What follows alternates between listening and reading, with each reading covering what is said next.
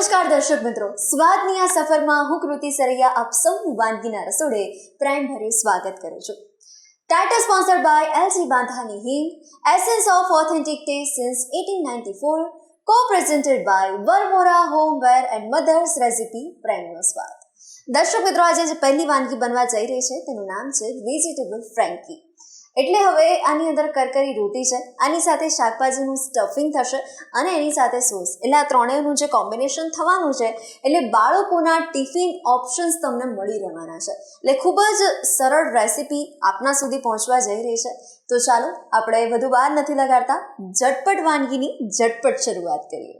દર્શક મિત્રો, આજે જે મહેમાન જોડાયા છે ને એ વાનગીના રસોડે અવારનવાર આવે છે, એટલે વાનગીના રસોડાના મહેમાન નહીં પરંતુ એક પરિવારના સભ્ય કહી શકીએ. નૈનાબેન, આપનું ખૂબ ખૂબ સ્વાગત છે. થેન્ક યુ કૃતિબેન, થેન્ક યુ સો મચ. તો આજે તમે વેજીટેબલ ફ્રેન્કી લઈને આવ્યા છો, તો સૌથી પહેલાં એના વિશે જ આપણે વાત. ચોક્કસ. અત્યારના જનરેશનને બધું ટેસ્ટી ખાવું બહુ ગમે છે, ટેંગી એન્ડ ટેસ્ટી, બરાબર? તો આપણે એ રીતનું જ આ બધું બનાવેલું છે. પણ આપણે ફેમિલીના હેલ્થનો વિચાર કરીએ તો આપણને એમ ઓબ્વિયસલી એવું થાય કે ભાઈ સબ્જી વેજીટેબલ તમે બધા વધારે લો એટલું વધારે સારું છે. ફ્રેન્કી બહુ બધી રીતે બની શકે છે, પણ આપણે એમાં વેજીટેબલનો ઓપ્શન ચૂઝ કરેલો છે. તો એના માટે મેં આ ગાજર, ફણસી, બીટ અને 1 નંગ બટાકું, બધું નાનું નાનું એક નંગ લીધેલું છે. અને એને આવી રીતના લગભગ 1.5 ઇંચ જેટલા કટ કરી લાંબા અને એને બાફી લીધેલી છે. અધકચરી બાફી લેવાનું છે. અને આ 1 બાઉલ જેટલો આપણે કેબેજ લીધેલી છે, એને બી આવી લાંબી સમારી લીધેલી છે. ઓનિયન છે અને લીલી ડુંગળી છે. લીલી ડુંગળી અને કેપ્સિકમ એ બંને પણ લીધેલા છે. તો આપણે શરૂઆત કરીશું. પહેલાં આપણે એનું પેલું સ્ટફિંગ બનાવીશું.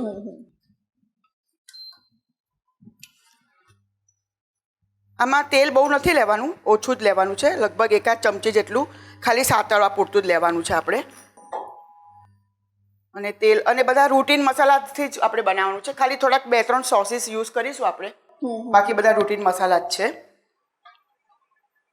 કૃતિબેન, આ આપણું તેલ ગરમ થઈ ગયું છે, તો આમાં રાઈ જીરું કશું નથી નાખવાનું. આપણે ખાલી થોડુંક હિંગનો ટેસ્ટ આપીશું આપણે. અને આપણે હિંગ જે એલજી બાંધાની જ ઉપયોગમાં લઈ રહ્યા છે, એની સુગંધ ખૂબ જ સુંદર આવે છે. એક સેટ ચપટી જ નાખવાની છે. અમુક વાનગી એવી હોય ને નૈનાબેન કે જે હિંગ વગર અધૂરી લાગે. હા, ના, વાનગી કરતાં બી આપણે એવું કહી શકીએ કે વઘાર. હા. તો એમાં આપણે હિંગ નાખવાની જ હોય છે ને એનાથી ડાયજેશનમાં તમને સારું રહે છે. આ હિંગ સેલ ગરમ થઈ ગઈ છે. હવે પહેલાં આપણે આ રીતના કાંદા બી આ રીતના લાંબી સ્ટ્રીપમાં કાપી લીધેલા છે. તો પહેલાં 2 મિનિટ માટે કાંદા સાતળીશું આપણે.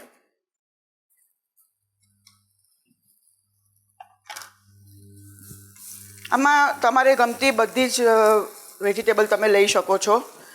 શિયાળાનું જો સિઝન હોય તો એમાં બ્રોકોલી સરસ મળતી હોય છે, તો તમે બ્રોકોલીના બી નાના ફ્લાવર એમાં એડ કરી શકો છો. જે તમારું બાળક ના ખાતું હોય ને એ બધું જ તમે આમાં એડ કરીને આપશો ને તે હોશે ખાઈ જશે.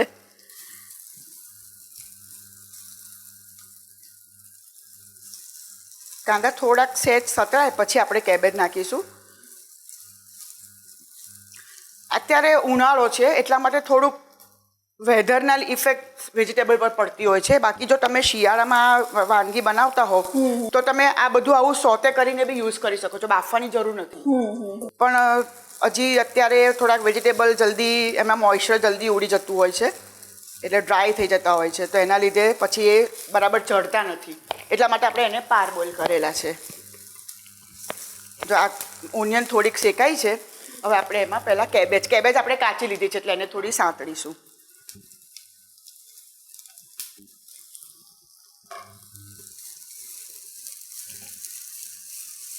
અને આમાં આપણે રોટલીનો ઉપયોગ કરવાનો છે. આપણે ઘરમાં જે રોટલી બનાવીએ છીએ એને જ એમાં જ રેપ કરવાની છે. એમાં મેદો પણ નથી, ખાલી ઘઉંનો જ લોટ છે.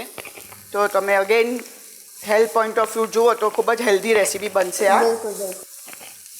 અને આને તમે એઝ સવારે નાસ્તામાં પણ લઈ શકો, બપોરે જમવામાં લઈ શકો અને રાત્રે ડિનરમાં પણ લઈ શકો. રાત્રે જનરલી બધાને બહુ જમવાનું હેવી ફાવતું નથી હોતું, તો તમે આ ઓપ્શન ચૂઝ કરી શકો છો. અને નૈનાબેન, હવે આપણી જીવનશૈલી પણ એવી થઈ ગઈ છે કે આપણે વધારે પડતું બહારનું જંક ફૂડ લેતા થઈ ગયા છે. સાચી વાત. અને એની સામે આપણે હવે હેલ્થ કોન્શિયસ થઈ પણ રહ્યા છે ધીરે ધીરે. બરાબર છે.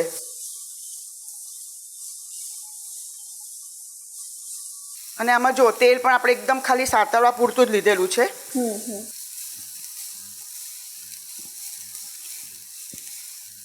આમાં તમે બીજું કઠોળ બી એડ કરી શકો છો.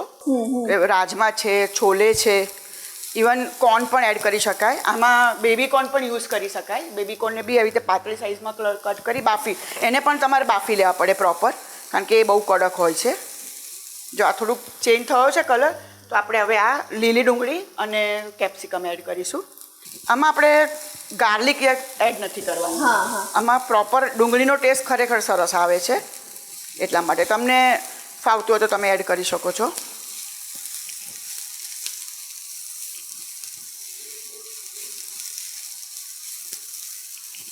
લીલી ડુંગળી અને કેપ્સિકમને સતરાતા વાર નથી લાગતી. બસ એક થોડુંક એને ક્રંચ આવી જાય પછી આપણે જે આ બાફેલા શાકભાજીને બધા પહેલાં નિતારી લેવાના છે પાણીમાંથી બિલકુલ, અને પછી આપણે એને એડ કરીશું. તમે જોઈ શકો છો કે એનો કલર કેટલો સરસ લાગે છે. બધા જ કલરના આપણે વેજીટેબલ લીધેલા છે. આમાં કેપ્સિકમ મેં ગ્રીન લીધેલું છે, પણ તમે યલો, રેડ એ પણ એડ કરી શકો છો. તમને ફાવતા જે બી તમને વેજીટેબલ ફાવતા હોય એ તમે આમાં એડ કરીને લઈ શકો છો. અને આમાં આપણે રૂટીન મસાલા કરી લઈશું બધા. પહેલાં તેમાં આપણે મીઠું આપણે થોડું માપનું સબ્જી પ્રમાણે જ નાખવાનું છે. અને આપણે શાકભાજી જ્યારે બાફ્યા ત્યારે આપણે એમાં થોડું મીઠું નાખેલું હતું, એટલે મીઠું ઓછું નાખીશું. પ્લસ આપણે બધા સોસ યુઝ કરીશું, એટલે મીઠું ઓછું લેવાનું છે. થોડું ટેસ્ટી બનાવવા માટે આપણે એમાં લાલ મરચું એડ કરીશું. તમારા ટેસ્ટ પ્રમાણે એડ કરી શકો છો.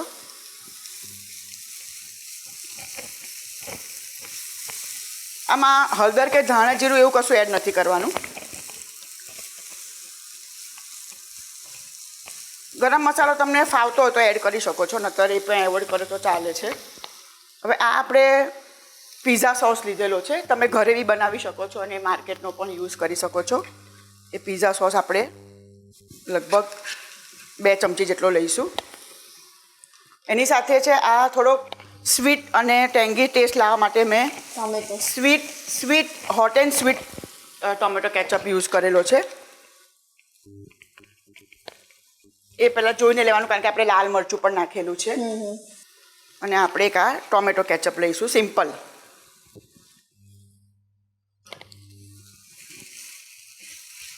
બસ હવે આમાં થોડુંક મોઇશ્ચર છે તો એ બળી જાય ત્યાં સુધી આપણે એને રાખવાનું છે.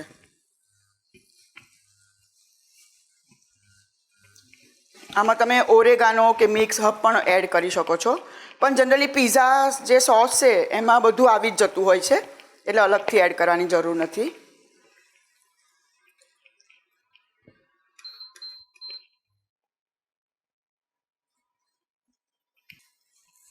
બસ આનું થોડુંક મોઇશ્ચર જતું રહે, કારણ કે આપણે એને રોટલીમાં રેપ કરવાનું છે, તો થોડું લિક્વિડી હશે તો પછી બધું બહાર સ્પ્રેડ થઈ જશે, એટલા માટે. અને આનો ટેસ્ટ ખરેખર સરસ લાગે છે. નાના મોટા બધાને ફાવે છે. અને એક ફૂલ મીલ બની જાય છે કે તમારે રોટલી છે, સબ્જી છે, તો રોટી સબ્જીનો ઓપ્શન તમે આ રીતે સર્વ કરી શકો છો. એટલે કોઈને કદાચ કંઈક હેવી ખાવા બનાવવાની ઈચ્છા ના હોય કે ખાવાની પણ ઈચ્છા ના હોય, તો આવી રીતના આપણને બેસ્ટ ઓપ્શન પણ મળી શકે છે. અને બીજું કે તમારા ધારો કે પ્લાનમાં હોય કે આપણે સાંજે આ વેરાયટી બનાવી છે, તો તમે સવારે રોટલી વધારે કરીને મૂકી દો તો પણ ચાલે. અને એઝ એ ફ્રેશ બનાવો તો પણ વાંધો નહીં, પણ સવારની રોટલી 8-10 પડી હોય, તમારો પ્લાન હોય તો તમે વધારે કરી શકો છો. તો એનો યુઝ કરીને તમે આ બનાવી શકો છો. કૃતિબેન, આપણું આ વેજીટેબલ તૈયાર થઈ ગયું છે. ગેસ ઓફ કરી દઈશું અને એને સેટ ઠંડુ પડે ત્યાં સુધી રાહ જોઈએ. કૃતિબેન, આપણું હવે આ શાક ઠંડુ પડી ગયું છે, તો હવે આપણે આ રોટલી લઈશું. આપણી ઘરની જ બનાવેલી રોટલી છે. એ રોટલીને આપણે આવી રીતના ઊંધી મૂકીશું અને એની ઉપર થોડોક ટોમેટો કેચઅપ અને થોડીક મેયોનીઝ લગાવીશું. ઓપ્શનલ છે, તમારે મેયોનીઝ ના લગાવી હોય તો કંઈ જ વાંધો નહીં. પણ જે મારા ને તમારા જેવા સ્વાદના ચટાકા જોઈતા હોય તો પછી એના માટે બેસ્ટ રહે. સાચી વાત છે. અને તમે કોઈ વખત એનો યુઝ કરો તો તમને કંઈ એવું હેલ્થ પોઈન્ટ ઓફ વ્યૂ કે ભાઈ ના ખાઓ, આ દરરોજ તમે ના ખાઓ, પણ તમે કોઈ વખત તો આ લઈ શકો છો. આવી રીતના સોસ અને આ મેયોનીઝ આપણે સ્પ્રેડ કરી દીધી છે. અને હવે એની ઉપર આપણે આ સબ્જી આ રીતના ફિલ કરીશું. એને વચ્ચે જ મૂકવાની છે.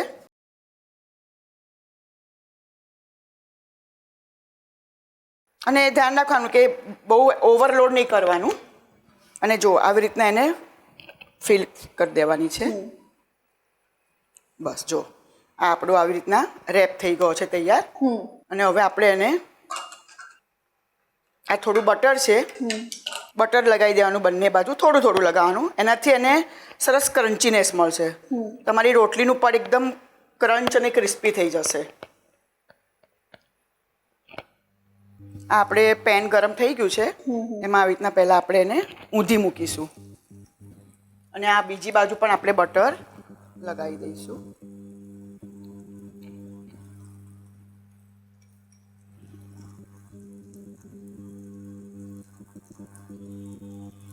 એ થાય ત્યાં સુધી આપણે બીજી પણ રોટલી તૈયાર કરી દઈશું.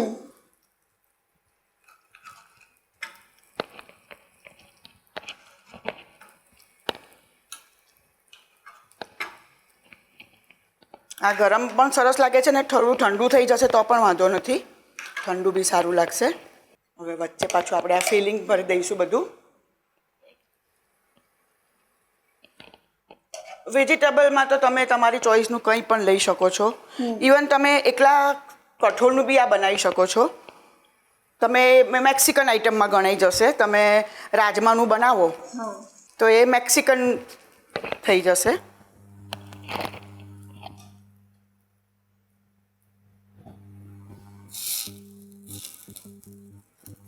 જો આ થોડું ડાર્ક થવા દેવાનું છે આપણે.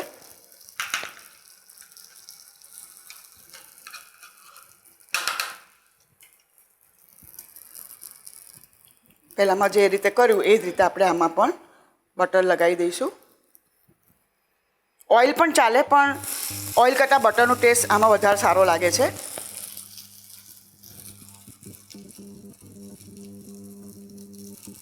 તમે એમનેમ બી શેકી શકો છો, પણ એની જે આખી ડિઝાઇન પડશે એ કદાચ એ તમને એમાં નહીં મળે.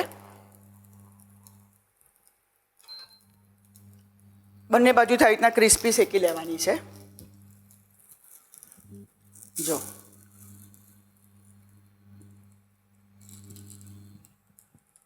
તો હવે ફ્રેન્કી ખાવાની ઈચ્છા થઈ તો પહેલી તો વેજીટેબલ ફ્રેન્કી અમે લઈશું. પણ આ સિવાય પણ તમે ફ્રેન્કીમાં કયા કયા વેરિએશન? હા, મેં કહું એમ તમે મેક્સિકન પણ બનાવી શકો છો. તો એમાં રાજમા આવે છે. રાજમાને આવી રીતના બાફી લેવાના અને થોડાક મેશ કરીને પછી એમાં બી થોડુંક તમે આવું વેજીટેબલ સોતે કરીને એડ કરી શકો છો, તો એ મેક્સિકન થઈ જશે. તો ખરેખર સારું લાગે છે. આ વેરાયટી લાગે એક તમને. નાના છોકરાઓને તમે રોટલીની સબ્જી આપી દો તો કે મમ્મી આ રોજ આટલું એ જ ખાવાનું, પણ તમે આ જ વસ્તુને અલગ ફોર્મમાં સર્વ કરો તો એક નવી જ વાનગી બની જશે. કૃતિબેન, આપણી આ થઈ ગઈ છે ફ્રેન્કી.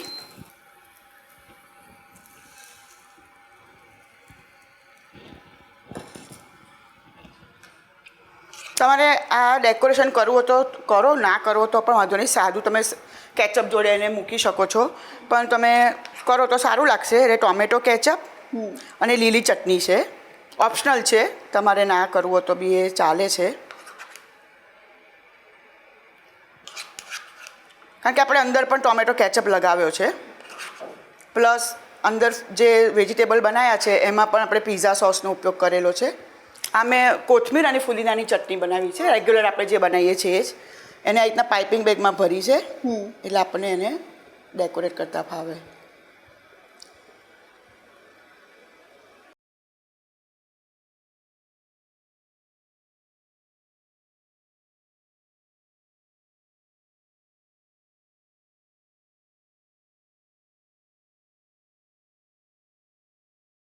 કૃતિબેન, તૈયાર છે આપણી વેજીટેબલ ફ્રેન્કી. નૈનાબેન, વેજીટેબલ ફ્રેન્કી અમારા વ્યુઅર સુધી પહોંચાડી છે આ વાનગી, તે બદલ આપનો ખૂબ ખૂબ આભાર. Thank you so much.